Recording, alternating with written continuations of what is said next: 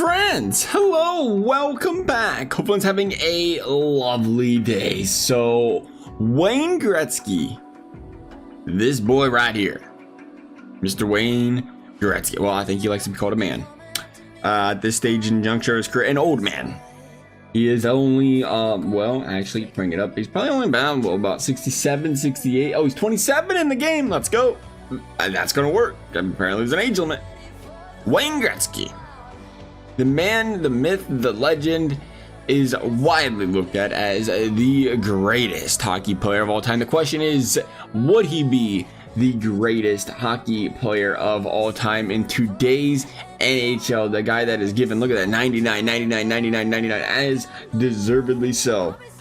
As a playmaker, the greatest to do it of all time as a playmaker, the greatest to do it all time, arguably, well, I don't even think it's arguable. I don't even know why we're trying to debate this, of all time. But the question now becomes, would Wayne Gretzky put up those kind of numbers that he did back when the dinosaurs were alive? Or has the NHL really gotten a lot more difficult? Has the competition gotten a lot better since Wayne Gretzky's time? And would Wayne Gretzky more fall into maybe the Crosby or the McDavid, or would he get bullied even more than that? I don't think he's gonna get bullied more than that. No, I get it, 6 foot 185, but I mean, he was 6 foot. You got, Jack Hughes and company kind of Crosby 5'10", Jack Hughes 5'9", 5'10" himself.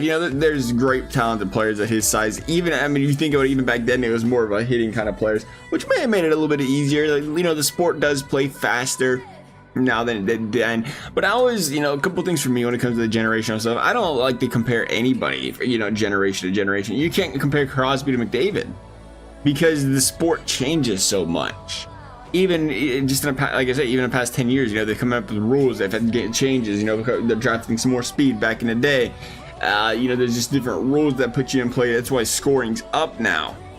I think what the face-off in a defensive zone, one of the things they tinkered up there, one of the things they tinkered with that is seeing scoring go up. So just things like that can change it. The bigger net, the wider ice, whatever you want to say, in different leagues, that can change scoring. Maybe the goaltenders are better. Maybe the goaltenders are worse. Maybe the defense is better. Maybe it's worse. It's hard to say from then and now. I think one thing you can say, the greatest of the generation is guys that be greatest of any generation, just because that's the kind of people they are. They come up into it. If Gretzky came into today's era, he would be like a McDavid of this era. Would he be better than McDavid? Would he be the same? Who knows? Because we're, again, just looking at points. I would say, just by how much of an anomaly a Gretzky is numbers wise compared to anybody else in a league, it would feel like he's definitely the guy that you can still say unanimously best player of all time. But like McDavid, McDavid, Kucherov, kind of two players that at the end of the day, I mean, Kucherov puts up points. He's no McDavid because he ain't playing center. Or don't get me wrong, let's not be getting it twisted here, but I'm just saying, from a points perspective, there are guys that come close to touching McDavid's numbers from year in and year out, and Gretzky in his prime never happened, never even close. And he did play with some really good players, much like McDavid did. So I don't think you look back and say, well, he played with the greatest. So it's like, well, McDavid, when we were playing with draisiatl. Okay, well, he's over playing with draisiatl. We'll stop there. But he's going to play with Gretzky now. We're going to put them together. We got to put them together. Gotta put them together, because I was going to think about the team, but because, again, the guys typically play with stellar players, play them together. See what happens. See if Gretzky can put up the most points in the entire league. I'm going to say he does have the highest overall of every player, and he is going to be playing with McDavid. But you got to play with Curry. You got to play with really good players.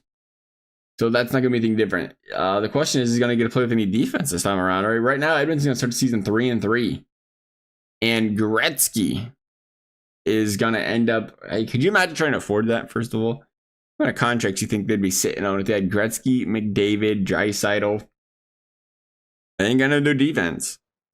But you might not. You really might. Normally you do need defense. But I mean, if you was trying to go up and defend, especially on two separate lines, Gretzky and McDavid, which is probably, I don't know. How would you do that? It would have to be Gretzky 1, McDavid 2, Draisaitl on a wing, right? I would just imagine being able to go 1, 2, 3, boom, boom, boom, all three of those guys on the ice. And imagine all of them are out there 20 minutes a night. You would never have to play, fourth line, but you never have to play your fourth line center. And you would always be going up against a team's third pair somebody would have to play that third pair defense. Somebody's gonna go out there and rake just because they're out there playing the team's opposing the weakest D line of the opposing team. The other two are gonna rake just because, well, they're goats. But to me, that'd be nuts. Edmonton having a very Gretzky-esque season. They're going to put up a 50 burger. Looks like they're probably going to win the Presidents if they win out. I would assume we're going to be really close. They're going to play the Kraken in the first round. But the bigger question, as we know, is how many points did the old Wayne train put up? 126. I'm kind of interested, actually, what this Edmonton record's looking like. We got a Presidents? I believe we do, right? Z is the clinched conference. 112 points. It is, who's the Atlantic? 108. Central, not the right conference. Eastern Conference had 108. And when we say we had 112, so we did end up having 112 most points in the league. Presidents Trophy winners, 68.3% points percentage, 3.96 goals for per game. Outstanding. Nobody's close. 4 points per game. That's crazy. 26% on the penalty play. Again, imagine just trying to slow that down. And it is looking like McDavid 114, Gretzky 126. Again, on his own planet. We're looking at the Oilers alone. McDavid 120, 114. We know EA Sim still doesn't sim, I don't think, at ultra high points like it's definitely higher, but we're still not seeing those 114 or 140, 150 performances. But he's still out there 8 points more than anybody else in the league. 61 goals, 65 assists. I mean, with the exception of, what was that, McKinnon, nobody really touched him in goals. He had to do a good cushion. I'm trying to think how big of the cushion McDavid's had in the past. Definitely more than 8 points every once in a while. Him and draisiatl is behind him. But besides that, they're kind of on their own planet. Look at Reinhardt, though. Reinhardt said, let me put 118 down for you. Good for Sammy R. The question we now have is, would Wayne Gretzky finally be able to get Connor McDavid's Edmonton Oilers a Stanley Cup? They're going to lose game 1. They're going to win games 2, 3, and 4 against Seattle. It was a clean sweep after game number 1. Vancouver, tough team to play. The young Hughes of Lukikins over there, giving Gretzky, McDavid, and draisiatl all the money they can handle, right? Or all the problems they can handle. I don't know what am I thinking of? All the money. It's not all the money they can run for. It's what the heck is that? Is that not what it is? All the money they can run for? What the heck am I thinking? All the money they can run for? It's not going to mind. Just woke up too soon recently, apparently. I apologize for trying to be cliche. Joshua goal, Garland goal, Edmonton down 2-0. It looks like all of a sudden Vancouver early. We're not even out of the second round. Vancouver is giving Edmonton all they can handle. And Edmonton, was that what was we thinking of? All they can handle? Edmonton's got to get a goal, and there it is. Power play, good luck. You can't put this team on a power play. That's what's going to happen. Connor McDavid with the goal and Demko out wide. Power play, Vancouver. Edmonton can't score when we're on a penalty kill. They got 2 minutes to do it. They're going to put 6 men on the ice. Big shot right there. Big save by Skinner, and then we're going to get the insurance goal. 2 of them. And Edmonton, Gretzky and all, is going to get bounced in the second round of the playoffs. Gretzky couldn't help this team do it.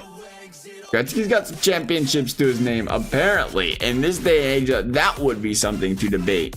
Was it easier to score championships? Again, I just don't like doing that.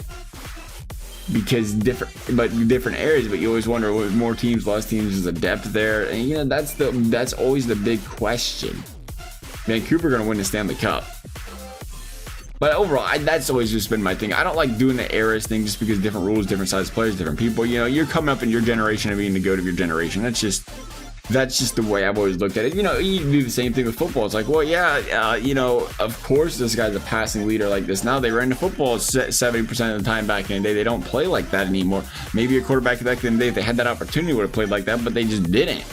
Wayne Gretzky won the art. Ross Wayne Gretzky won the heart. Wayne Gretzky's whole entire team out there just taking home all the trophies, apparently, including the Ted Lindsay, the Franklin J, the Maurice Richard. It was the Gretzky season, nonetheless. As always, if you enjoyed the video, I appreciate you subscribing, like you never have to. Thank you for watching. We'll see you next time.